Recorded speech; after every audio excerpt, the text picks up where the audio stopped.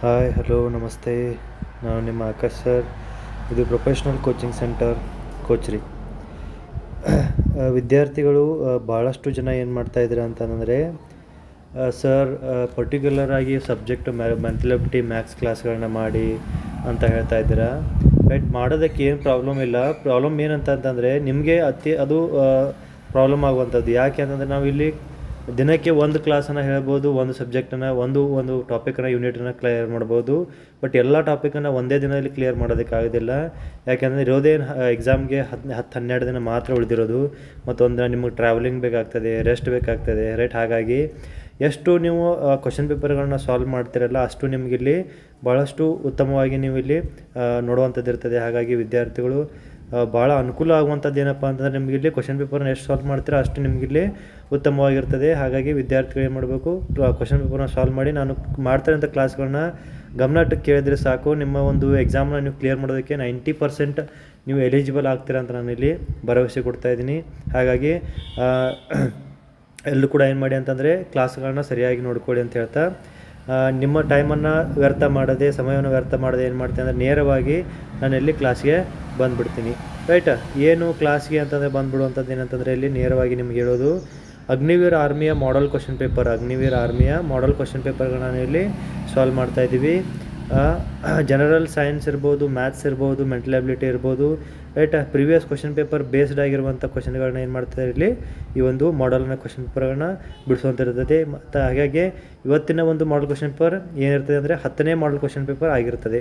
Right, next ನಾವಿಲ್ಲಿ ನೋಡೋದಾದರೆ ಮೊದಲನೇ ಕ್ವಶನ್ ಪೇಪರ್ನ ನೋಡ್ತೀವಿ. ಕ್ವಶನನ್ನು 1821ರಲ್ಲಿ ರಾಜಾರಾಮ್ ಮೋಹನ್ ರಾಯ್ ಅವರು ಯಾವ ಬಂಗಾಳಿ ಪತ್ರಿಕೆಯನ್ನು ಪ್ರಾರಂಭಿಸಿದರು ಅಂತ ನಾವಿಲ್ಲಿ ನೋಡ್ಕೋತೀವಿ. 1921ರಲ್ಲಿ ರಾಜಾರಾಮ್ ಮೋಹನ್ ರಾಯ್ ಅವರು ಬಂಗಾಳಿ ವಾರಪತ್ರಿಕೆಯನ್ನು ಪ್ರಾರಂಭಿಸಿದರು. ಯಾವ ಬಂಗಾಳಿ ವಾರಪತ್ರಿಕೆಯನ್ನು ಪ್ರಾರಂಭಿಸಿದರು ಅಂತ ನಾವು ನೋಡ್ಕೋತೀವಿ.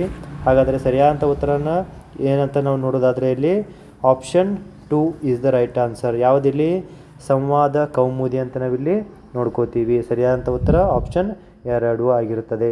ರೈಟ್, ಇಲ್ಲಿ ಸಿಂಪಲ್ಲಾಗಿ ನೋಡ್ಕೊಳ್ಬೇಕಂದ್ರೆ ಇಲ್ಲಿ ನೆಕ್ಸ್ಟು ಎರಡನೇ ಕ್ವಶನ್ಗೆ ನಾವಿಲ್ಲಿ ಹೋಗೋದಾದರೆ, ಭಾರತದಲ್ಲಿ ಮುಸ್ಲಿಮರಲ್ಲಿ ಆಧುನಿಕ ಶಿಕ್ಷಣವನ್ನು ಉತ್ತೇಜಿಸಿದ ಅಲಿಗಢ್ ಚಳುವಳಿಯ ನಾಯಕರು ಯಾರು?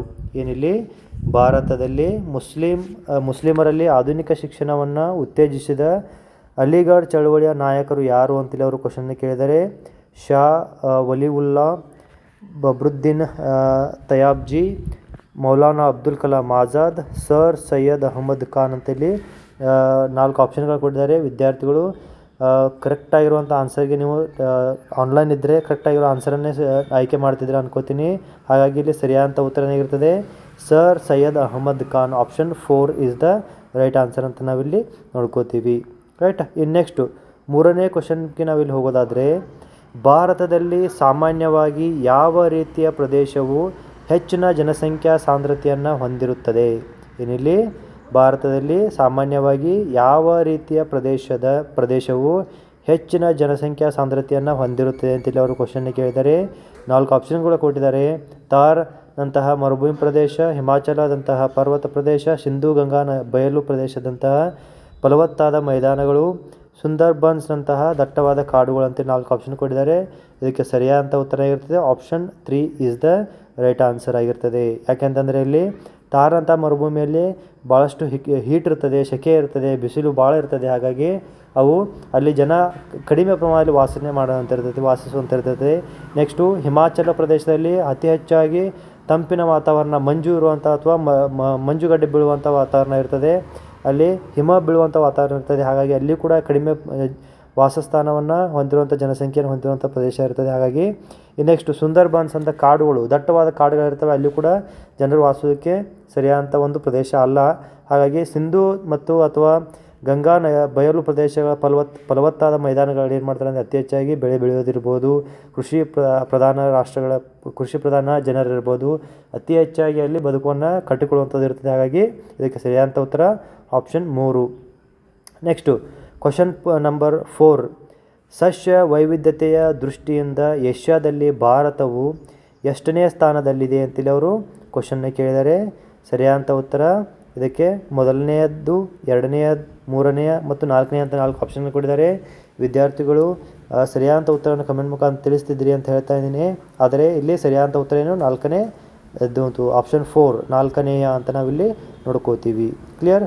ನೆಕ್ಸ್ಟು ಕ್ವಶನ್ ನಂಬರ್ 5ಗೆ ನಾವಿಲ್ಲಿ ಬರೋದಾದರೆ, ಕ್ವಶನ್ ನಂಬರ್ 5 ಏನಿಲ್ಲಿ ಕ್ವಶನ್ ನಂಬರ್ 5 ಏನಿದೆ ಅಂತಂದರೆ, ಇಲ್ಲಿ ಭಾರತದಲ್ಲಿ ವಿಮಾ ಉದ್ಯಮವನ್ನು ನಿಯಂತ್ರಿಸುವ ಮತ್ತು ಮೇಲ್ವಿಚಾರಣೆ ಮಾಡುವ ಜವಾಬ್ದಾರಿಯನ್ನು ಯಾವ ಸಂಸ್ಥೆ ಹೊಂದಿದೆ ಅಂತ ನಾವಿಲ್ಲಿ ನೋಡ್ಕೋತೀವಿ. ಭಾರತದಲ್ಲಿ ವಿಮಾ ಉದ್ಯಮವನ್ನು ನಿಯಂತ್ರಿಸುವ ಮತ್ತು ಮೇಲ್ವಿಚಾರಣೆ ಮಾಡುವ ಜವಾಬ್ದಾರಿಯನ್ನು ಯಾವ ಸಂಸ್ಥೆ ಹೊಂದಿದೆ? ಹಾಗಿದ್ರೆ ಯಾವುದು? ಭಾರತೀಯ ರಿಸರ್ವ್ ಬ್ಯಾಂಕ್, ಭಾರತೀಯ ಭದ್ರತೆ ಮತ್ತು ವಿನಿಮಯ ಮಂಡಳಿ, ಭಾರತೀಯ ವಿಮಾ ನಿಯಂತ್ರಣ ಮತ್ತು ಅಭಿವೃದ್ಧಿ ಪ್ರಾಧಿಕಾರ, ಹಣಕಾಸು ಆಯೋಗ ಅಂತ ಇಲ್ಲಿ 4 ಆಪ್ಷನ್ ಕೊಟ್ಟಿದ್ದಾರೆ. ವಿದ್ಯಾರ್ಥಿಗಳು ಸರಿಯಾದ ಉತ್ತರವನ್ನು ಕಮೆಂಟ್ ಮುಖಾಂತರ ತಿಳಿಸ್ತಾ ಇದ್ರಿ. ಬಟ್ ಇಲ್ಲಿ ಸರಿಯಾದ ಉತ್ತರ ಏನಂತಂದರೆ ಇಲ್ಲಿ option 3 is the right answer. Option 3 is the right answer ಅಂತ ನಾವಿಲ್ಲಿ ಭಾರತೀಯ ವಿಮಾ ನಿಯಂತ್ರಣ ಮತ್ತು ಅಭಿವೃದ್ಧಿ ಪ್ರಾಧಿಕಾರ ಅಂತ ನಾವಿಲ್ಲಿ ನೋಡ್ಕೋತೀವಿ. ಸರಿಯಾದ ಉತ್ತರ ಆಪ್ಷನ್ 3 ಆಗಿರ್ತದೆ. ನೆಕ್ಸ್ಟು ಕ್ವಶನ್ ನಂಬರ್ 6, ಭಾರತೀಯ ಸಂವಿಧಾನದ ಯಾವ ಅನುಸೂಚಿಯು ಭಾರತದ ಅಧಿಕೃತ ಭಾಷೆಯನ್ನು ಪಟ್ಟಿ ಮಾಡುತ್ತದೆ ಅಂತೇಳಿ ನಾವು ನೋಡ್ಕೋತೀವಿ. ಭಾರತೀಯ ಸಂವಿಧಾನದ ಯಾವ ಅನುಸೂಚಿಯು ಭಾರತದ ಅಧಿಕೃತ ಭಾಷೆಯನ್ನು ಪಟ್ಟಿ ಮಾಡುತ್ತದೆ ಅಂತೇಳಿ ನಾವಿಲ್ಲಿ 4 ಆಪ್ಷನ್ ಕೊಟ್ಟಿದ್ದಾರೆ. ಮೊದಲನೇ ಅನುಸೂಚಿ, 8ನೇ ಅನುಸೂಚಿ, 10ನೇ ಅನುಸೂಚಿ, 12ನೇ ಅನುಸೂಚಿ ಅಂತೇಳಿ ನಾವಿಲ್ಲಿ 4 ಆಪ್ಷನ್ ಕೊಟ್ಟಿದ್ದಾರೆ. ಸರಿಯಾದ ಉತ್ತರ ಇರ್ತದೆ ಇದಕ್ಕೆ 8ನೇ ಅನುಸೂಚಿ ಅಂತ ನಾವಿಲ್ಲಿ ನೋಡ್ಕೋತೀವಿ. ಸರಿಯಾದ ಉತ್ತರ option 2 is the right answer. Option 2 is the right answer ಅಂತ ಇಲ್ಲಿ ನೋಡ್ಕೋತೀವಿ. ನೆಕ್ಸ್ಟು ಕ್ವಶನ್ ನಂಬರ್ 7, 7ನೇ ಕ್ವಶನ್ಗೆ ನಾವಿಲ್ಲಿ ಹೋಗೋದಾದರೆ, ಯಾವ ಸಂವಿಧಾನ ತಿದ್ದುಪಡಿಯು ಸರ್ಕಾರಿ ಉದ್ಯೋಗಗಳಲ್ಲಿ ಪರಿಶಿಷ್ಟ ಜಾತಿ ಮತ್ತು ಪರಿಶಿಷ್ಟ ಪಂಗಡಗಳಿಗೆ ಬಡ್ತಿಯಲ್ಲಿ ಮೀಸಲಾತಿಯನ್ನು ಪರಿಚಯಿಸಿತು?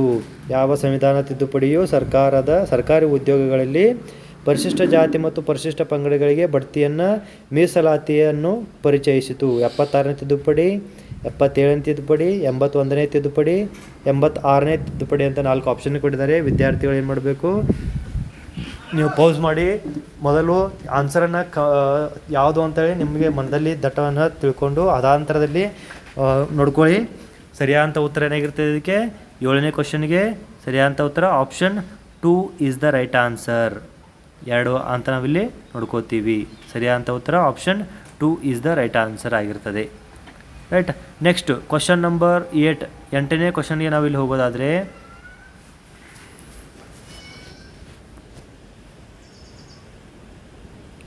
ಕ್ವಶನ್ ನಂಬರ್ 8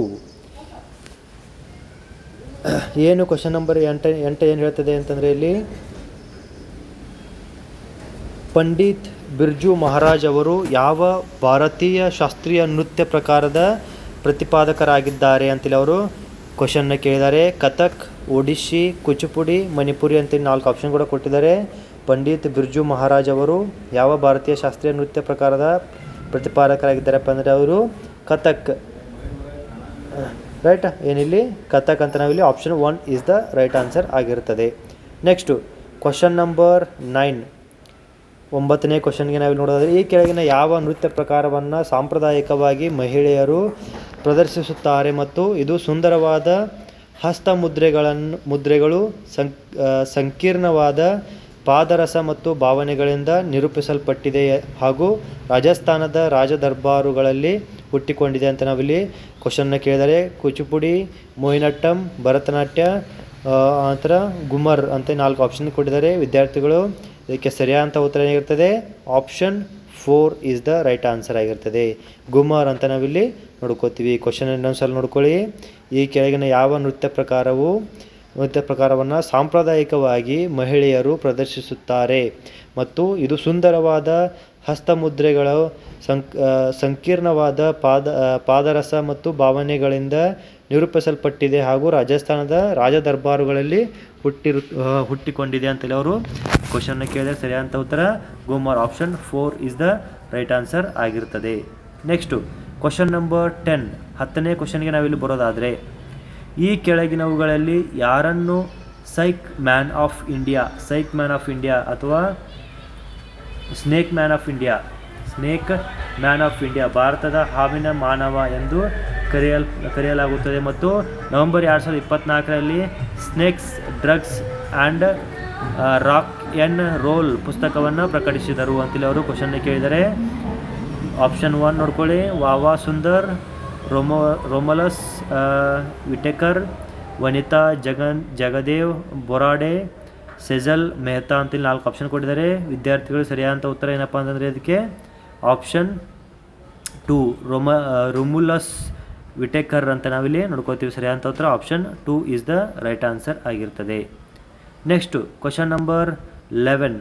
11ನೇ ಕ್ವಶನ್ಗೆ ನಾವಿಲ್ಲಿ ಬರೋದಾದರೆ ಇಲ್ಲಿ ಹುಲಿ ಕಾರಿಡಾರ್, ಟೈಗರ್ ಕಾರಿಡಾರನ್ನು ರಕ್ಷಿಸಲು ಯಾವ ಭಾರತೀಯ ರಾಜ್ಯದಲ್ಲಿ ಕುಮ್ರಂ ಭೀಮ್ ಸಂರಕ್ಷಣಾ ಮೀಸಲು ಪ್ರದೇಶವನ್ನು ಘೋಷಿಸಲಾಗಿದೆ ಅಂತೇಳಿ ಅವರು ಕ್ವಶನ್ನ ಕೇಳಿದರೆ ಮಹಾರಾಷ್ಟ್ರ, ಛತ್ತೀಸ್ಗಢ, ತೆಲಂಗಾಣ, ಮಧ್ಯಪ್ರದೇಶ ಅಂತ 4 ಆಪ್ಷನ್ಗಳು ಕೊಟ್ಟಿದ್ದಾರೆ. ಸರಿಯಾದಂಥ ಉತ್ತರ ಏನಪ್ಪ ಅಂದರೆ ಇಲ್ಲಿ ಆ ಒಂದು ನೋಡಿ ಕುಮ್ರಂ ಭೀಮ್ ಸಂರಕ್ಷಣಾ ಮೀಸಲು ಅಂತಂದರೆ ಇಲ್ಲಿ ಅದು ತೆಲಂಗಾಣಕ್ಕೆ ಸಂಬಂಧಪಟ್ಟಿರುವಂಥದ್ದು. ಹಾಗಾಗಿ ಸರಿಯಾದಂಥ ಉತ್ತರ option 3 is the right answer ಆಗಿರ್ತದೆ. Next question number 12. 12ನೇ ಕ್ವಶನ್ಗೆ ನಾವಿಲ್ಲಿ ಹೋಗೋದಾದರೆ ಫೆಬ್ರವರಿ 2025ರಲ್ಲಿ ಭಾರತೀಯ ಭದ್ರತೆಗಳು ಮತ್ತು ವಿನಿಮಯ ಮಂಡಳಿಯ ಅಧ್ಯಕ್ಷರಾಗಿ ಯಾರು ನೇಮಕಗೊಂಡರು? Security exchange board of India ಸೆಬಿಯ ಅಧ್ಯಕ್ಷರು ಯಾರು ಅಂತೇಳಿ ಕ್ವಶನ್ನ ಕೇಳಿದರೆ ನೇರವಾಗಿ 2025ರಲ್ಲಿ ಫೆಬ್ರವರಿಯಲ್ಲಿ ಸೆಬಿಯ ಅಧ್ಯಕ್ಷರಾಗಿ ಯಾರು ನೇಮಕಗೊಂಡರು ಅಂತ ಕ್ವಶನ್ನ ಕೇಳಿದರೆ ಸರಿಯಾದಂಥ ಉತ್ತರ ಯಾವುದಂತ ಕಮೆಂಟ್ ಮುಖಾಂತರ ತಿಳಿಸೋದಕ್ಕಾಗೋದಿಲ್ಲ, ಯಾಕಂದರೆ ಇದು ಲೈವ್ ಕ್ಲಾಸ್ ಅಲ್ಲ, ರೈಟ್? ಹಾಗಾಗಿ ಸ್ವಲ್ಪ ವಿಚಾರ ಮಾಡಿ ಯಾವುದು ಅಂತ ಹೇಳಿ ವಿದ್ಯಾರ್ಥಿಗಳು. 1ನೇದು ರಿಷಿ ಕುಮಾರ್ ಶುಕ್ಲಾ, ಶುಬೋಧ್ ಕುಮಾರ್ ಜೈಸ್ವಾಲ್, ತುಹಿನ್ ಕಾಂತಾ ಪಾಂಡೆ, ಅಲೋಕ್ ವರ್ಮಾ ಅಂತ 4 ಆಪ್ಷನ್ಗಳು ಕೊಟ್ಟಿದ್ದಾರೆ. ವಿದ್ಯಾರ್ಥಿಗಳು ಸರಿಯಾದಂಥ ಉತ್ತರ ವಿದ್ಯಾರ್ಥಿಗಳು ತಿಳಿಸುವುದೇನಂತಂದರೆ ಇಲ್ಲಿ ಸರಿಯಾದಂಥ ಉತ್ತರ Tuhin Kanta Pandey, option 3 is the right answer ಆಗಿರ್ತದೆ. ಆಪ್ಷನ್ 3 ಅಂತ ನಾವಿಲ್ಲಿ ನೋಡ್ಕೋತೀವಿ. Next question number 13. Question number 13. February 2025 ಹೊತ್ತಿಗೆ ಭಾರತೀಯ ಸೇನೆಯ ಕಮಾಂಡ್, ನಿಯಂತ್ರಣ ಮತ್ತು ಆಡಳಿತದ ಮೇಲ್ವಿಚಾರಣೆಯನ್ನು ಯಾರು ನೋಡಿಕೊಳ್ಳುತ್ತಾರೆ ಅಂತೇಳಿ ಅವರು ಕ್ವಶನ್ ಕೇಳಿದ್ದಾರೆ. ಆಪ್ಷನ್ 1 ಕೇಂದ್ರ ಗೃಹ ಸಚಿವರು, ಭೂಸೇನಾ ಮುಖ್ಯಸ್ಥರು, ರಾಷ್ಟ್ರೀಯ ಭದ್ರತಾ ಸಲಹೆಗಾರರು, ರಕ್ಷಣಾ ಸಚಿವಾಲಯ ಅಂತ 4 ಆಪ್ಷನ್ ಕೊಟ್ಟಿದ್ದಾರೆ. ಅದಕ್ಕೆ ಸರಿಯಾದಂಥ ಉತ್ತರ ಇಲ್ಲಿ ಚೀಫ್ ಆಫ್ ಆರ್ಮಿ ಸ್ಟಾಫ್ ಅಂತ ನಾವಿಲ್ಲಿ ನೋಡ್ಕೋತೀವಿ. ಸರಿಯಾದಂಥ ಉತ್ತರ ಆಪ್ಷನ್ 2 ಭಾರತೀಯ ಭೂಸೇನಾ ಮುಖ್ಯಸ್ಥರು ಅಂತ ನಾವಿಲ್ಲಿ ನೋಡ್ಕೋತೀವಿ. Option 2 is the right answer ಆಗಿರ್ತದೆ. Next question number 14. ಭಾರತೀಯ ಸೇನೆಯಲ್ಲಿ ಸೈನಿಕರ ಹೃದಯಕ್ಕೆ ಹತ್ತಿರವಾಗಿರುವ 3 ಪ್ರಮುಖ ಮೂಲ ಮೌಲ್ಯಗಳು ಯಾವುವು ಅಂತೇಳಿ ಅವರು ಕ್ವಶನ್ನ ಕೇಳಿದ್ದಾರೆ. ಆಪ್ಷನ್ ನೋಡ್ಕೊಳ್ಳಿ. ಜೈ ಹಿಂದ್, ಕರ್ತವ್ಯ, ಗೌರವ, ನಾಮ್, ನಮಕ್, ನಿಶಾನ್, ಧೈರ್ಯ, ಬದ್ಧತೆ, ದೇಶ, ಶೌರ್ಯ, ಸಹೋದರತ್ವ, ಯುದ್ಧ ಅಂತ 4 ಆಪ್ಷನ್ಗಳು ಕೊಟ್ಟಿದ್ದಾರೆ. ವಿದ್ಯಾರ್ಥಿಗಳು ಇದಕ್ಕೆ ಸರಿಯಾದಂಥ ಉತ್ತರ ಏನಪ್ಪ ಅಂದರೆ ಇಲ್ಲಿ ಆಪ್ಷನ್ 2 ನಾಮ್, ನಮಕ್, ನಿಶಾನ್ ಅಂತ ನಾವಿಲ್ಲಿ ನೋಡ್ಕೋತೀವಿ. ಹೆಸರು ಮತ್ತು ಉಪ್ಪಿನ ಋಣ ಮತ್ತು ಇಲ್ಲಿ ದ್ವೇಷ ಅಥವಾ ನಿಶಾನ್ ಅಂತಂದರೆ ಇಲ್ಲಿ ಗುರುತು, ಯಾರಿಗೋಸ್ಕರ ನಾವು ಯುದ್ಧವನ್ನು ಮಾಡ್ತಾ ಇದ್ದೀವಿ ಅನ್ನೋದು ಗುರುತನ್ನು ನಾವಿಲ್ಲಿ ತೋರಿಸ್ಕೊಡ್ತಾರೆ. ಅದಕ್ಕೆ ಸರಿಯಾದಂಥ ಉತ್ತರ option 2 is the right answer ಆಗಿರ್ತದೆ. ನೆಕ್ಸ್ಟು ಕ್ವಶನ್ ನಂಬರ್ 15 ನೋಡ್ಕೊಳ್ಳೋದ್ರಲ್ಲಿ ಭಾರತ ಮತ್ತು ಯುನೈಟೆಡ್ ಸ್ಟೇಟ್ಸ್ ಯಾವುದು ಅಮೆರಿಕ ನಡುವಿನ ವಾರ್ಷಿಕ ಜಂಟಿ ನೌಕಾ ಅಭ್ಯಾಸ ಹೆಸರೇನು ಅಂತೇಳಿ ಅವ್ರು ಕ್ವಶನ್ ಕೇಳಿದರೆ ಮಲಬಾರ್, ವರುಣ್, ಇಂದ್ರ, ಮಿಲನ್ ಅಂತ ನಾವು ನೋಡ್ಕೋತೀವಿ. ಇದಕ್ಕೆ ಸರಿಯಾದಂಥ ಉತ್ತರ ಸಿಂಪಲ್ ಆಗಿ ಈ ಒಂದು ಯುನೈಟೆಡ್ ಸ್ಟೇಟ್ಸ್ ಲೆವೆಲ್ಗೆ ನಾವು ಇಲ್ಲಿ ಕಂಪ್ಯಾರಿಸನ್ ಮಾಡಿದಾಗ ಇದಕ್ಕೆ ಆಪ್ಷನ್ ಏನಾಗಿರ್ತದೆ? ಸರಿಯಾದಂಥ ಉತ್ತರ Malabar, option 1 is the right answer ಅಂತ ನಾವಿಲ್ಲಿ ನೋಡ್ಕೋತೀವಿ. Next question number 16. 4 ಕ್ರೀಡಾಪಟುಗಳಾದ ಎ, ಬಿ, ಸಿ ಮತ್ತು ಡಿ ಅವರು 200 ಮೀಟರ್ ಓಟದ ಸ್ಪರ್ಧೆಯಲ್ಲಿ ಓಡುತ್ತಿದ್ದಾರೆ. ಓಟವನ್ನು ಮುಗಿಸಲು ಎಗೆ 5 ಸೆಕೆಂಡ್ಗಳು, ಬಿಗೆ 3 ಸೆಕೆಂಡ್ಗಳು, ಸಿಗೆ 15 ಸೆಕೆಂಡ್ಗಳು ಮತ್ತು ಡಿಗೆ 15 ಸೆಕೆಂಡ್ಗಳು ಬೇಕಾದವು. ಈ ಕೆಳಗಿನವುಗಳಲ್ಲಿ ಯಾವುದು ಸರಿಯಾಗಿದೆ ಅಂತೇಳಿ ಅವರು ಕ್ವಶನ್ನ ಕೇಳಿದರೆ ವೇಗ ಎ ಎಷ್ಟು 5 ಸೆಕೆಂಡ್ಗಳು, ಬಿ 3 ಸೆಕೆಂಡ್ಗಳು, ಸಿ 15, ಡಿ 15, ರೈಟ್? ಹಾಗಿದ್ದರೆ ಇಲ್ಲಿ B is greater than A is greater than C and D ಅಂತ ನಾವಿಲ್ಲಿ ನೋಡ್ಕೋತೀವಿ. ಹಾಗಾದರೆ ಸರಿಯಾದಂಥ ಉತ್ತರ ಏನಿಲ್ಲಿ option 3 is the right answer ಅಂತ ನಾವಿಲ್ಲಿ ನೋಡ್ಕೋತೀವಿ. ಯಾಕೆಂತಂದರೆ ಇಲ್ಲಿ ಎಗಿಂತ ವೇಗವಾಗಿ ಯಾರು ಓಡ್ತಾರೆ? ಇಲ್ಲಿ ಬಿ ಓಡ್ತಾನೆ, 3 ಸೆಕೆಂಡ್ಗಳಂತ ತೆಗೆದುಕೊಳ್ತಾನೆ. ಎ 2 ಸೆಕೆಂಡ್ಗಳು ತೆಗೆದುಕೊಳ್ತಾನೆ, 5 ಸೆಕೆಂಡ್ಗಳು ತೆಗೆದುಕೊಳ್ತಾನೆ. ಆದರೆ ಸಿ ಮತ್ತು ಡಿ ಈಕ್ವಲ್ ಆಗಿ ಓಡಿರ್ತಾರೆ. ಹಾಗಾಗಿ C is equal to D. A is greater than C equal to D ಅಂತಂದಾಗ ಇಲ್ಲಿ ಸರಿಯಾದ ಉತ್ತರ option 3 is the right answer ಅಂತ ನಾವಿಲ್ಲಿ ನೋಡ್ಕೋತೀವಿ. Next question number 17.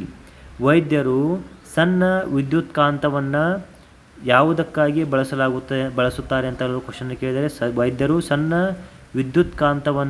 ಕಾಂತಗಳನ್ನು ಯಾವುದಕ್ಕಾಗಿ ಬಳಸುತ್ತಾರೆ ಅಂತೆಲ್ಲ ಕ್ವಶನ್ ಕೇಳಿದರೆ ದೇಹದ ತಾಪಮಾನವನ್ನು ಪರೀಕ್ಷಿಸಲು, ದೇಹದ ಒಳಭಾಗವನ್ನು ನೋಡಲು, ಕಣ್ಣಿನಿಂದ ಸಣ್ಣ ಕಾಂತೀಯ ವಸ್ತುಗಳನ್ನು ತೆಗೆದುಹಾಕಲು, ಚಿಕಿತ್ಸೆಗಾಗಿ ವಿದ್ಯುತ್ ಶಾಖ ನೀಡಲು ಅಂತೇಳಿ ಅವರು ಕ್ವಶನ್ ಕೇಳಿದರೆ ಆಪ್ಷನ್ ನೋಡ್ಕೊಳ್ಳಿ. ಸರಿಯಾದ ಉತ್ತರ ಏನಾಗಿರ್ತದೆ ಇಲ್ಲಿ ಕಣ್ಣಿನಿಂದ ಸಣ್ಣ ಕಾಂತೀಯ ವಸ್ತುಗಳನ್ನು ತೆಗೆದುಹಾಕಲು ಅಂತ ನಾವಿಲ್ಲಿ ನೋಡ್ಕೋತೀವಿ. ಸರಿಯಾದ ಉತ್ತರ option 3 is the right answer.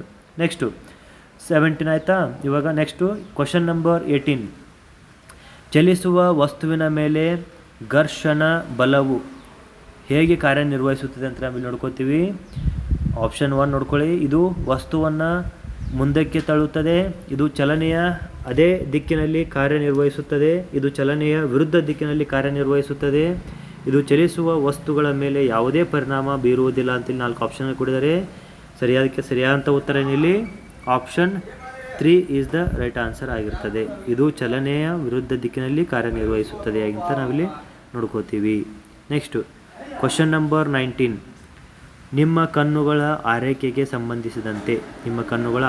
ಸಂಬಂಧಿಸಿದಂತೆ ಈ ಕೆಳಗಿನವುಗಳಲ್ಲಿ ಯಾವುದು ಉತ್ತಮ ಅಭ್ಯಾಸವಲ್ಲ? 1ನೇದು ಸರಿಯಾದ ಬೆಳಕಿನ ವ್ಯವಸ್ಥೆಯಲ್ಲಿ ಓದುವುದು, ಸೂರ್ಯ ಅಥವಾ ಪ್ರಕಾಶಮಾನವಾದ ಬೆಳಕನ್ನು ನೇರವಾಗಿ ನೋಡುವುದು, ಓದುವಾಗ ಪುಸ್ತಕವನ್ನು ಕಣ್ಣುಗಳಿಗೆ ತುಂಬ ಹತ್ತಿರವಾಗಿ ಇಟ್ಟುಕೊಳ್ಳುವುದು, 4ನೇದು ತುಂಬ ಮಂದವಾದ ಅಥವಾ ತುಂಬ ಪ್ರಕಾಶಮಾನವಾದ ಬೆಳಕನ್ನು ತಪ್ಪಿಸುವುದು ಅಂತೇಳಿ ಅವರು ಕ್ವಶನ್ ಕೇಳಿ 4 ಆಪ್ಷನ್ ಕೊಟ್ಟಿದ್ದಾರೆ. ಅದಕ್ಕೆ ಸರಿಯಾದ ಉತ್ತರ option 3 is the right answer.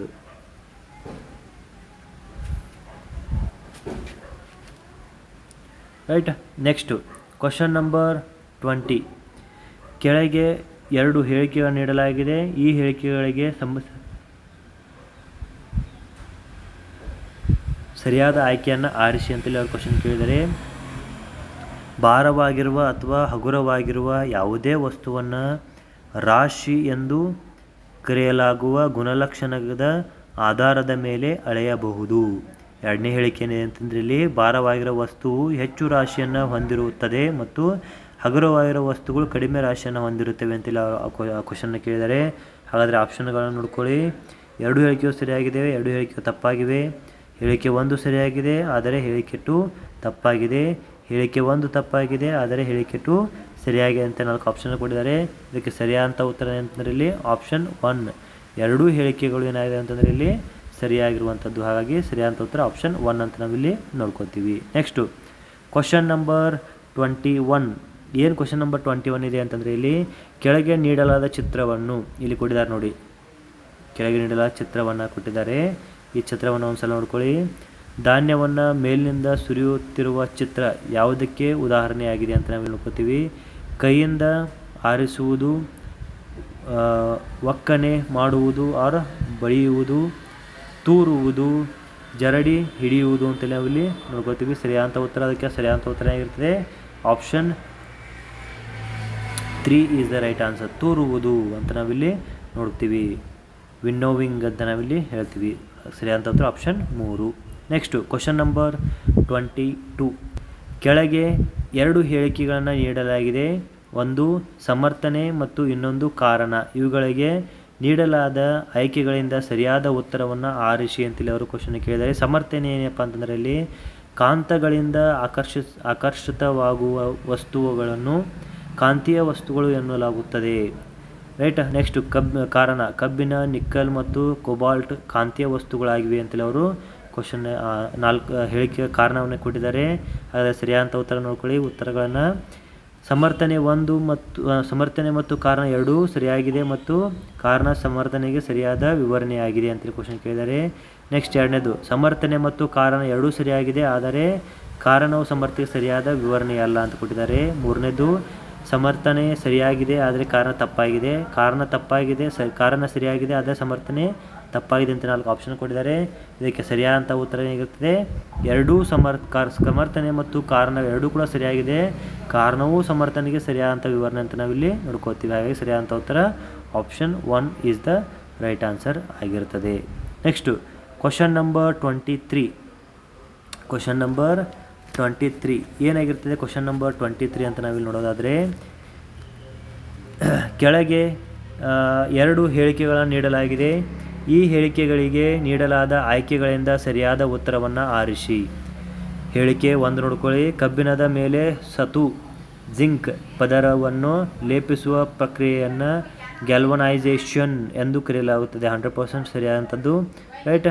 Next, ನಮ್ಮ ಮನೆಯಲ್ಲಿ ನೀರನ್ನು ಸಾಗಿಸಲು ನಾವು ಬಳಸುವ ಕಬ್ಬಿಣದ ಪೈಪ್ಗಳು ತುಕ್ಕು ಹಿಡಿಯುವುದನ್ನು ತಡೆಯಲು ಗ್ಯಾಲ್ವನೈಸ್ ಮಾಡಲಾಗುತ್ತದೆ ಅಂತೇಳಿ ಅವರು ಕ್ವಶನ್ನ ಕೇಳಿದರೆ 2 ಹೇಳಿಕೆಗಳಿದ್ದಾವೆ. 100% 2 ಹೇಳಿಕೆಗಳು ಏನಾದರಲ್ಲಿ ನಿಜವಾಗಿವೆ ಅಂತ ಸರಿಯಾಗಿದೆ ಅಂತ ನಾವು ನೋಡ್ಕೋತೀವಿ. ಹಾಗಾದರೆ ಆಪ್ಷನ್ಗಳೇನಾದಲ್ಲಿ 2 ಹೇಳಿಕೆ ಸರಿಯಾಗಿದ್ದಾವೆ. ಹಾಗಾದರೆ ಅದೇ ನಾವೇನು ಮಾಡ್ತೀವಿ ಅಂದರೆ ಇಲ್ಲಿ 2 ಹೇಳಿಕೆ ಸರಿಯಾದ ಅಂತ ನಾವಿಲ್ಲಿ ಆಪ್ಷನ್ 1 ನಾವಿಲ್ಲಿ ಆಯ್ಕೆಯನ್ನು ಮಾಡ್ಕೋತೀವಿ. ಸರಿಯಾದಂಥ ಉತ್ತರ ಆಪ್ಷನ್ 1 ಆಗಿರ್ತದೆ. Next question number 24. ಒಬ್ಬ ವ್ಯಕ್ತಿಗೆ ದೀರ್ಘಕಾಲದವರೆಗೆ ಸಾಕಷ್ಟು ಪೋಷಕಾಂಶಗಳು ಸಿಗದಿದ್ದಾಗ ಏನಾಗುತ್ತದೆ ಅಂತೇಳಿ ಅವರು ಕ್ವಶನ್ನ ಕೇಳಿದ್ದಾರೆ. ಒಬ್ಬ ವ್ಯಕ್ತಿಗೆ ದೀರ್ಘಕಾಲದವರೆಗೆ ಸಾಕಷ್ಟು ಪೋಷಕಾಂಶ ಸಿಗದಿದ್ದಾಗ ಏನಾಗುತ್ತೆ ಅಂತೇಳಿ ಅವರು ಕ್ವಶನ್ನ ಕೇಳಿದ್ದಾರೆ.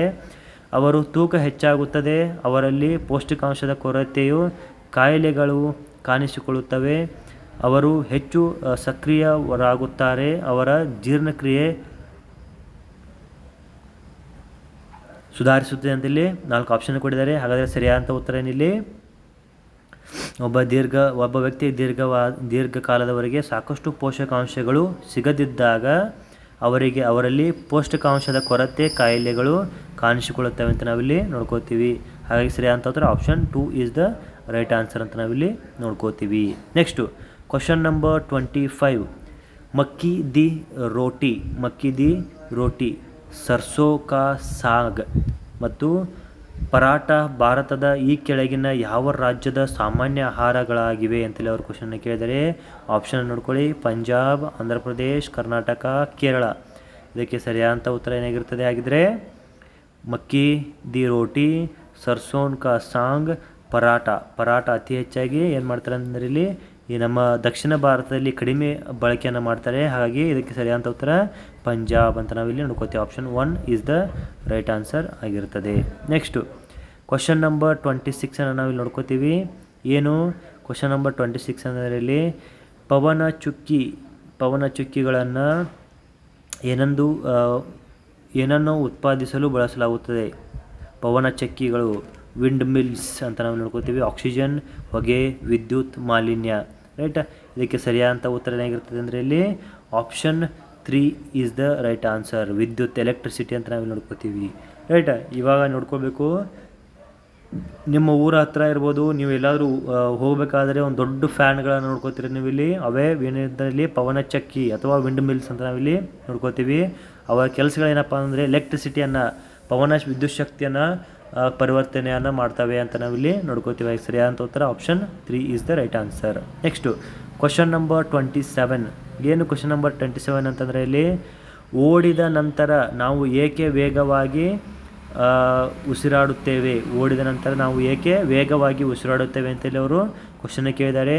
ದೇಹವನ್ನು ತಂಪಾಗಿಸಲು, ಹೆಚ್ಚುವರಿ ಆಮ್ಲಜನಕವನ್ನು ಹೊರಹಾಕಲು, ಸ್ನಾಯುಗಳಿಗೆ ಹೆಚ್ಚು ಆಮ್ಲಜನಕವನ್ನು ಪೂರೈಸಲು, 4ನೇದು ದೇಹದ ತೂಕವನ್ನು ಕಡಿಮೆ ಮಾಡಲು ಅಂತೇಳಿ ಅವರು ಕ್ವಶನ್ ಕೇಳಿದ್ದಾರೆ. ಅತಿ ಮುಖ್ಯವಾಗಿ ಏನಪ್ಪ ಅಂದರೆ ಇಲ್ಲಿ ಓಡಿದ ನಂತರ ದೇಹದಲ್ಲಿರುವಂತಹ ಕಾರ್ಬನ್ ಡೈಆಕ್ಸೈಡ್ ಕಾರ್ಬನ್ ಕಂಟೆಂಟ್ ಜಾಸ್ತಿ ಆಗಿರ್ತದೆ, ಆಮ್ಲಜನಕ ಕೊರತೆ ಕಡಿಮೆ ಆಗಿರ್ತದೆ.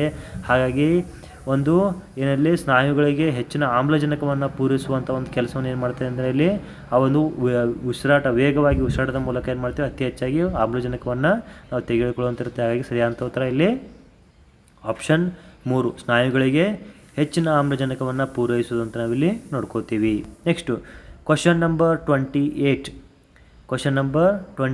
ಏನಿದೆ ಕ್ವಶನ್ ನಂಬರ್ 28? ಈ ಕೆಳಗಿನ ಯಾವ ಸಸ್ಯವು ಎಣ್ಣೆಯ ಮೂಲವಾಗಿದೆ ಅಂತ ನಾವಿಲ್ಲಿ ನೋಡ್ಕೋತೀವಿ? ಬಬೂಲ್, ಶಿಮಶ್, ಪೇಪರ್, ಶ್ರೀಗಂಧ ಅಂತೇಳಿ 4 ಆಪ್ಷನ್ ಕೊಟ್ಟಿದ್ದಾರೆ. ಸರಿಯಾದಂಥ ಉತ್ತರ ಏನಾಗಿರ್ತದೆ ಅದಕ್ಕೆ ಆಪ್ಷನ್ 4 ಶ್ರೀಗಂಧ ಅಂತ ನಾವಿಲ್ಲಿ ನೋಡ್ಕೋತೀವಿ. Option 4 Sandalwood is the right answer. Babol ಅಂದರೆ ಜಾಲಿ ಮರ ಇರ್ತದೆ, ಪೇಪರ್ ಅಂತಂದರೆ ಸೀಬೆ ಮರ ಅಂತ ನಾವಿಲ್ಲಿ ನೋಡ್ಕೋತೀವಿ. ಸರಿಯಾದಂಥ ಉತ್ತರ ಏನಿರ್ತದೆ ಇಲ್ಲಿ ಶ್ರೀಗಂಧ. Next question number 29.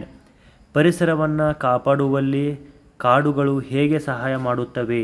ಪರಿಸರವನ್ನು ಕಾಪಾಡಲು ಕಾಡುಗಳು ಹೇಗೆ ಸಹಾಯ ಮಾಡುತ್ತವೆ ಅಂತಂದರೆ ಅವು ಮಣ್ಣಿನ ಸವೆತವನ್ನು ಹೆಚ್ಚಿಸುತ್ತವೆ, ಅವು ಹತ್ತಿರದ ಪ್ರದೇಶದಲ್ಲಿನ ಮಳೆಯನ್ನು ಕಡಿಮೆ ಮಾಡುತ್ತವೆ, ಅವು ಆಮ್ಲಜನಕವನ್ನು ನೀಡುತ್ತವೆ ಮತ್ತು ಮಣ್ಣಿನ ಸವೆತವನ್ನು ತಡೆಯುತ್ತವೆ, ಅವು ಜೀವ ವೈವಿಧ್ಯತೆಯನ್ನು ಕಡಿಮೆ ಮಾಡುತ್ತವೆ ಅಂತ 4 ಆಪ್ಷನ್ ಕೊಟ್ಟಿದ್ದಾರೆ. ಇದಕ್ಕೆ ಸರಿಯಾದಂಥ ಉತ್ತರ ಏನಿರ್ತದೆ option 3 is the right answer. ಅವು ಆಮ್ಲಜನಕವನ್ನು ನೀಡುತ್ತವೆ ಮತ್ತು ಮಣ್ಣಿನ ಸವೆತವನ್ನು ಕಡಿಮೆ ಮಾಡುತ್ತವೆ, ತಡೆಯುತ್ತವೆ ಅಂತ ನಾವಿಲ್ಲಿ ನೋಡ್ಕೋತೀವಿ. ನೆಕ್ಸ್ಟು ಲಾಸ್ಟ್ ಈ ಒಂದು ಸೆಷನ್ನ ಕೊನೆಯ ಪ್ರಶ್ನೆ ಏನಾಗಿದೆ ಅಂತ ನೋಡ್ಕೊಳ್ಳೋಣ. ಮತ್ತು ಇನ್ನೂ ಕೂಡ ನಮ್ಮ ಚಾನಲ್ಗೆ ಯಾರೂ ಸಬ್ಸ್ಕ್ರೈಬ್ ಆಗಿಲ್ಲ, ದಯವಿಟ್ಟು ಸಬ್ಸ್ಕ್ರೈಬ್ ಆಗಿ ಮತ್ತು ಬೆಲ್ ಐಕನನ್ನು ಕ್ಲಿಕ್ ಮಾಡಿ. ಯಾಕೆ ಅಂತಂದರೆ ಮೊದಲು ನಮ್ಮ ಆನ್ಲೈನ್ ಕ್ಲಾಸ್ ಇರ್ಬೋದು ಅಥವಾ ಲೈವ್ ಕ್ಲಾಸ್ ಇರ್ಬೋದು ಅಥವಾ ಯಾವುದೋ ಒಂದು ಕ್ಲಾಸನ್ನು ಅಪ್ಲೋಡ್ ಮಾಡಿದಲ್ಲಿ ಮೊದಲ ನೋಟಿಫಿಕೇಷನ್ ನಿಮಗೆ ಬರುವಂಥದ್ದು ಇರ್ತದೆ. ಹಾಗಾಗಿ ಆ ಒಂದು ಬೆಲ್ ಐಕನನ್ನು ಕ್ಲಿಕ್ ಮಾಡೋದನ್ನು ಮರಿಬೇಡಿ. ಶೇರ್ ಮಾಡಿ, ಲೈಕ್ ಮಾಡಿ, ಸಬ್ಸ್ಕ್ರೈಬ್ ಮಾಡಿ ಅಂತ ಹೇಳ್ತಾ ನಾನು ನಿಮ್ಮ ಆಕಾಶ್ ಸರ್, ಇದು ಪ್ರೊಫೆಷ್ನಲ್ ಕೋಚಿಂಗ್ ಸೆಂಟರ್ ರೈಟ್. ಇವತ್ತಿನ ಕೊನೆಯ ಪ್ರಶ್ನೆ ಆಗಿರುವಂಥದ್ದು ಪ್ರೌಢಾವ್ಯವಸ್ಥೆಯ ಅಥವಾ ಯೌವನ ಆರಂಭ ಅಂತ ನಾವು ನೋಡ್ಕೋತೀವಿ. ಪ್ರಮುಖ ಲಕ್ಷಣಗಳು ಯಾವುವು ಅಂತೇಳಿ ಅವ್ರು ಕ್ವಶನ್ನ ಕೇಳಿದ್ದಾರೆ. ಪ್ರೌಢಾವಸ್ಥೆಯ ಪ್ರಮುಖ ಲಕ್ಷಣಗಳು ಯಾವುವು ಅಂತಂದರೆ ಇಲ್ಲಿ 4 ಆಪ್ಷನ್ ಕೊಟ್ಟಿದ್ದಾರೆ.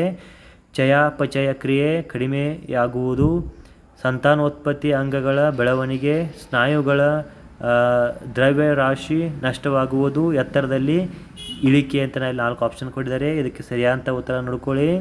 ಆಪ್ಷನ್ 2 ಸಂತಾನೋತ್ಪತ್ತಿ ಅಂಗಗಳು ಬೆಳವಣಿಗೆಗೆ ನಾವಿಲ್ಲಿ ನೋಡ್ಕೋತೀವಿ. ಹಾಗಾಗಿ ಇದಕ್ಕೆ ಸರಿಯಾದಂಥ ಉತ್ತರ ಇರ್ತದೆ option 2 is the right answer ಆಗಿರ್ತದೆ.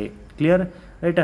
ಹಾಗಿದ್ರೆ ನೋಡ್ಕೊಳ್ಳಿ, ಇವತ್ತಿನ ಈ ಸೆಷನ್ಗೆ ಏನು ಮಾಡ್ತಾ ಅಂದರೆ ಒಂದು ಕೊನೆಯ ಪ್ರಶ್ನೆ ನಾವಿಲ್ಲಿ ನೋಡ್ಕೊಂಡಿದ್ದೀವಿ.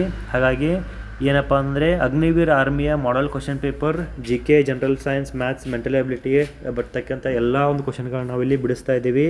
ಇವತ್ತು ಸ್ವಲ್ಪ ಕರೆಂಟಿನ ಅಭಾವ ಆಗಿರೋದ್ರಿಂದ ಹಾಗೆ ಕ್ಲಾಸನ್ನು ಮಾಡಿ ಅಪ್ಲೋಡ್ ಮಾಡ್ತಾ ಇದ್ದೀವಿ. ಸ್ವಲ್ಪ ವಿದ್ಯಾರ್ಥಿಗಳು ಸಹಕರಿಸಬೇಕು. ಮತ್ತು ಇವತ್ತಿನ ಸೆಷನ್ನ ಇಲ್ಲೇ ಮುಗಿಸ್ತಾ ಇದ್ದೀನಿ. ಮತ್ತು ನಾಳೆ ಸೆಷನ್ ಏನು ಮಾಡ್ತೀನಿ ಅಂದರೆ ಕಂಟಿನ್ಯೂಷನ್ ಲೈವ್ ಕ್ಲಾಸನ್ನು ತೆಗೆದುಕೊಳ್ತೀನಿ. ಹಾಗಾಗಿ ವಿದ್ಯಾರ್ಥಿಗಳು ಏನು ಮಾಡಿ ಲೈವ್ ಕ್ಲಾಸ್ಗೆ ಜಾಯ್ನ್ ಆಗಿ ಅಂತ ಹೇಳ್ತಾ ಇವತ್ತಿನ ಕ್ಲಾಸ್ ಮುಗಿಸ್ತಾ ಇದ್ದೀನಿ. ಧನ್ಯವಾದಗಳು. Thank you so much.